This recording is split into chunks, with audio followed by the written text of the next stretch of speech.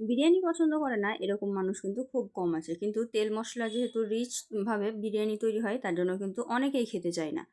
কিন্তু আমি একদম কম তেল মশলায় সুস্বাস্থ্যকরভাবে আর সুস্বাদুভাবে বিরিয়ানি রেসিপি নিয়ে চলে এসেছি। এইভাবে যদি তোমরা বিরিয়ানি তৈরি করো তাহলে কিন্তু ডেলি খেতে পারবে। এতে খুব তেল মশলাও ব্যবহার করা হয়নি আর খুব সুস্বাদু হয়। আর একদম কাঠের জাল দিয়ে আজকের বিরিয়ানিটা তৈরি করেছি, তার জন্য আমার কাছে তো খুবই স্পেশাল। এই যে দেখতেই পাচ্ছ কতটা ঝরঝরা হয়েছে আর কতটা সুন্দর হয়েছে, দেখেই নিশ্চয় আন্দাজ করতে পারছো। আসসালামু আলাইকুম, কেমন আছেন সবাই? আশা করি সবাই ভালো আছেন, সুস্থ আছেন। আলহামদুলিল্লাহ আমরাও খুব ভালো আছি, সুস্থ আছি। সোনালী রান্নাঘর অ্যান্ড ব্লগ চ্যানেলে আপনাদের প্রত্যেককে স্বাগত জানাই। বিরিয়ানির এই রেসিপিটি তৈরি করার জন্য প্রথমেই আমি আলুগুলোকে কেটে একটু জাফরান রং দিয়ে আর লবণ দিয়ে সিদ্ধ করে নেব। এখানে দুটো সিটি মারিয়ে নিলেই কিন্তু আলুটা সুন্দর সিদ্ধ হয়ে যায়। আলু সিদ্ধ করে নিয়ে আমি এদিকে উনুন ধরিয়ে দিয়েছি। তারপরে কড়াইয়ে দিয়ে দিয়েছি কিছুটা পরিমাণে সাদা তেল, কিছুটা পরিমাণে সর্ষের তেল দিয়ে তেলটাকে গরম করে নিয়ে তেলের মধ্যে একে একে আলুগুলো ছেড়ে দিচ্ছি। আলুগুলো কিন্তু সিদ্ধ করে নিয়ে ভালোভাবে সিদ্ধ করে নিয়ে এভাবে ভেজে তুলে নিলে কিন্তু বিরিয়ানির আলুটা খুব সফট হয়, খেতেও খুব সুন্দর হয়। ভালোভাবে উল্টিয়ে পাল্টিয়ে লাল লাল করে ভেজে নিচ্ছি। আর এইখানে যতটুকু তেল দেখতে পাচ্ছেন এই তেলেই কিন্তু আমি আলু ভাজা, পেঁয়াজ বেরেস্তা আর মাংস কষা সম্পূর্ণ কাজ কমপ্লিট করব। তাই বিরিয়ানিটা অল্প তেলেই হবে। এখানে কিন্তু আমি 1.5 কেজি চাল আর 2 কেজি মাংসের বিরিয়ানি তৈরি করছি, তাই এতটুকু তেল তো দিতেই হবে, না দিলে হবে না। তো আলুগুলো ভাজা হয়ে গেছিলো আর আমি তুলে নিয়েছিলাম, বাকি আলুটা আবার একইভাবে ভেজে নিচ্ছি। এই যে দেখতেই পাচ্ছেন আমি একটা উনুন তৈরি করেছি, রেডিমেড উনুন, আর এই উনুনেই কিন্তু তৈরি করছি। আমি যখন বাড়িতে থাকি, বাড়িতে থাকা হয় না আমার, একটা দোকান আছে তাই। তো যখনই বাড়িতে থাকি তখনও কিন্তু এইভাবে রান্না করে খুব ভালো লাগে। এখন আমি পেঁয়াজ বেরেস্তা করব, তার জন্য কিন্তু ওই তেলের মধ্যেই পেঁয়াজটা দিয়ে দিলাম। সবাই কিন্তু ডুবো তেলে বেরেস্তা করে, আমি কিন্তু একটু কম তেলেই বেরেস্তাটা তৈরি করি, তাও কিন্তু আমার বেরেস্তাটা খুব সুন্দর হয়। তো এই যে একটু ধৈর্য ধরে আমি বেরেস্তাটা তৈরি করে নিয়েছি। দেখুন বেরেস্তাটা কত সুন্দর হয়েছে, আর এটা যখন তুলে তেল ঝরিয়ে রেখে দেবেন তখন একদম মচমচে হয়ে যাবে। বেরেস্তা তুলে বাকি তেলে আমি দিয়েছি আদা রসুন আর জিরার পেস্ট। আদা রসুন পেঁয়াজ আর জিরার পেস্ট, এখানে আর এক্সট্রা করে কাটা পেঁয়াজ ব্যবহার করিনি, আমি বাটা পেঁয়াজ ব্যবহার করেছি। একসঙ্গে সব কিছু দিয়ে বেটে নিয়েছি, এতে করে কিন্তু সময়ও বেঁচে যায় আর মশলাটাও খুব সুন্দর একদম মাখো মাখো হয়। এখন আমি একটু জল দিয়ে নাড়াচাড়া করে এখানে হলুদ দিয়ে দিলাম। হলুদ দিয়ে ভালোভাবে কষিয়ে নেব। ভালোভাবে কষিয়ে নিলে তেল ছেড়ে দিয়েছে, ওপর থেকে আমি দিয়ে দিলাম লঙ্কা গুঁড়ো 1 চামচ ভরে দিয়েছি, ওপরে আবার কাঁচা লঙ্কা ছড়িয়ে দেব। যেহেতু ছোট বড় সবাই খাবে তাই খুব বেশি লঙ্কা ব্যবহার করব না। আর এই যে ছোট চামচ দেখতে পাচ্ছেন, এই চামচে 2 চামচ জিরা ধনিয়ার পাউডার ব্যবহার করেছি। যেহেতু জিরা ধনিয়া একসঙ্গে আছে তাই 2 চামচ ব্যবহার করেছি। তো দেখতেই পাচ্ছেন কত কম কম মশলা আমি ব্যবহার করছি। আর এখানে 4 থেকে 5টা দারচিনি, এলাচ আর লং দিয়ে দিলাম। দিয়ে মশলাটা সুন্দরভাবে কষানো হয়ে গেছে। এখন মাংসটা আগে থেকেই ধুয়ে তুলে রেখেছিলাম সেটা কিন্তু অ্যাড করে দিলাম।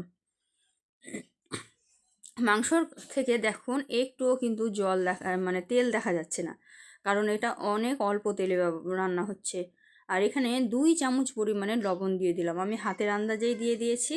যেহেতু 2 কেজি মাংস আছে তাই 2 কেজি দিয়েছি। এটা যদি এমনি খান তাহলে কিন্তু একটু বেশি লাগতে পারে ঝোল ঝোল করলে। আমি এটা কষা কষা করব।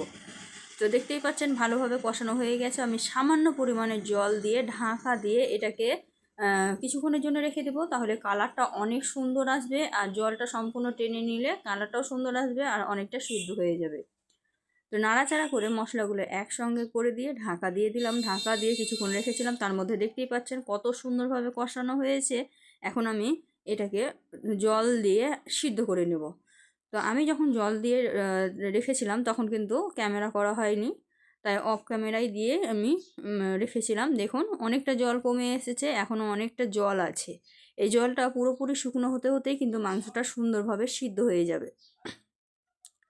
এই মাংসটা খুব বেশি গ্রেভি গ্রেভি হবে না, যেহেতু বিরিয়ানির মাংস, এটা কষা কষাই হবে।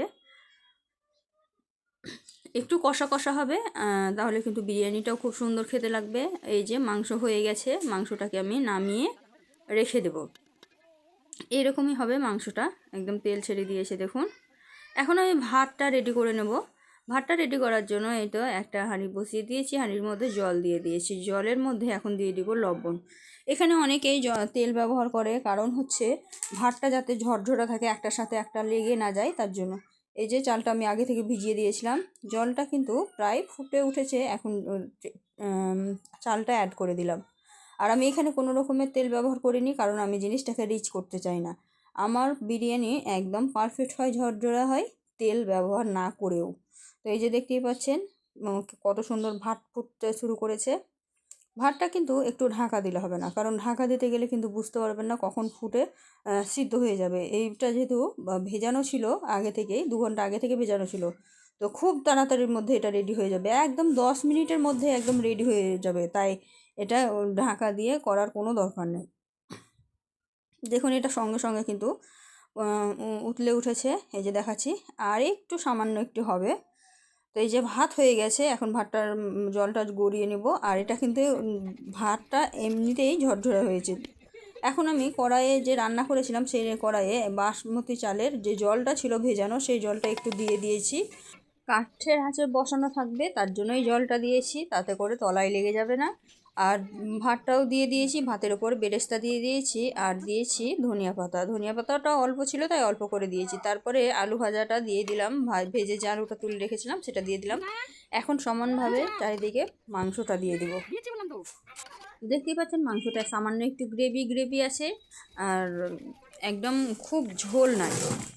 এই যে মাংসটা আমি সমানভাবে দিয়ে দিলাম। এখন আমি দিয়ে দিব বিরিয়ানি মশলা। এখানে সানরাইজ বিরিয়ানি মশলাটা ব্যবহার করেছি, এটা কিন্তু খুব সুন্দর, আপনারা চাইলে ঘরে তৈরি করেও দিতে পারেন। এখন আমি ওপর থেকে আরেকটা লেয়ার দিয়ে দিব। আর ভাতগুলো কতটা ঝরঝরা হয়েছে এটা দেখেই বুঝতে পারছেন। এই যে আমি আবারও ভাত দিয়ে দিলাম। তো দেখলেন তো, তেল না দিয়েও কিন্তু ভাত এমনিতেও ঝরঝরা হয়, সুন্দর হয়। তো এই যে ওপর থেকে আমি আবার বেরেস্তা দিয়ে দিলাম, ধনিয়া পাতা ছিটিয়ে দিলাম। সেম প্রসেসেই আবারও আলু দিয়ে দিলাম, আবার ওপর থেকে মাংস দিয়ে দিব। তেল ব্যবহার না করেও কিন্তু ভাতটা একটার সাথে একটা লেগে যায়নি, ঝরঝরা আছে। তাই অযথা ওইখানে তেল ব্যবহার করার দরকার পড়বে না, এইভাবেই তৈরি করে নিতে পারেন। তাহলে অনেক অল্প তেলেই কিন্তু রান্নাটা কমপ্লিট হয়ে যাবে।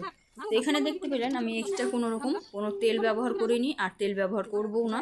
সেম প্রসেসে আমি বিরিয়ানিটা একদম সুন্দরভাবে সাজিয়ে গুছিয়ে নিলাম।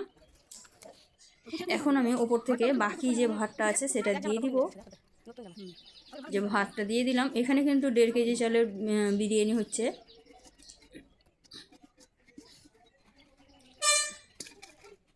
তো দেখুন ভাতটা দিয়ে আমি সুন্দরভাবে গুছিয়ে দিলাম। এখন ওপর থেকে আবারও বেরেস্তা আর ধনিয়া পাতা ছড়িয়ে দেব।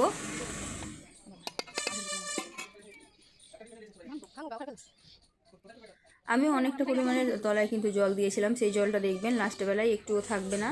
আর ওই জলটা দেওয়ার কারণে কিন্তু তলায় লাগবে না, আর বিরিয়ানিটা একদম সুন্দরভাবে রেডি হয়ে যাবে।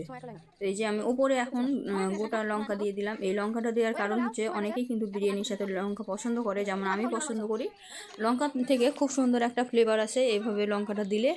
আর যারা ঝাল খেতে পছন্দ করে তারা কিন্তু এই ভাতের সঙ্গে এই লঙ্কাটা খেতে পারে, তার জন্যই দেওয়া। আর শেষে আমি দিয়ে দিচ্ছি এখানে ঘি। তো যেহেতু ঘিটা জমানো আছে, তো আমি ভাগ করে দিয়ে দিলাম যাতে সব জায়গায় সমানভাবে যায়। আর সব শেষে একটু রং ব্যবহার করেছি বা ফুড কালার ব্যবহার করেছি। তো আমার বিরিয়ানি একদম রেডি হয়ে গেল। আর এখন ঢাকা দিয়ে আমি রেখে দিয়েছিলাম, কাঠের আঁচে বেশ কিছুক্ষণ আমি রেখে দিয়েছিলাম। তো তারপরে দেখুন কত সুন্দর হয়েছে। ভাতের চালগুলো দেখুন একদম উপরের দিকে উঠে আসে, তার মানে একদম হয়ে গেছে। আর দেখুন ভিতরে কিন্তু একটু জল নেই, ভিতর থেকে তুলে দেখাচ্ছি আপনাদেরকে। দেখুন কতটা ঝরঝরা হয়েছে, কতটা পারফেক্ট হয়েছে। এই যে দেখুন, এইভাবে ঘরে তৈরি করে খেতে পারেন, একদম সুস্বাস্থ্যকর আর খুব কম তেলে তৈরি বিরিয়ানি। দেখলেন কতটা কম তেলে কম মশলায় একদম সুস্বাদু বিরিয়ানি রেডি হয়ে গেল। তো বন্ধুরা আপনারাও কিন্তু এইভাবে ঘরে তৈরি করে খেতে পারেন। আর আমার রেসিপিটা দেখে যদি তৈরি করেন তাহলে খেয়ে বলবেন যে কেমন হয়েছিল। আমাদের বাড়িতে সবাই পছন্দ করেছিল। আমাদের বাড়িতে মেহমান ছিল, তারাও খেয়ে কিন্তু খুব প্রশংসা করেছিল যে বিরিয়ানিটা সত্যিই খুব সুন্দর হয়েছিল। তো এটা কিন্তু বাইরের লুক। আমি ঘরের ভিতরে যখন বিরিয়ানিটা নিয়ে এসেছিলাম তখন দেখুন এই যে এরকম লাগছে। বাইরে যেহেতু অনেক রোদ ছিল, রোদের মধ্যেই করেছিলাম। তো এই যে ঘরের মধ্যে নিয়ে চলে এসেছি, আর এখান থেকে কিন্তু একটু দিয়ে দিয়েছি খেতে আমার শ্বশুরমশাইকে। খেতে দেওয়া হয়েছে, তার জন্য এখান থেকে তোলানো আছে।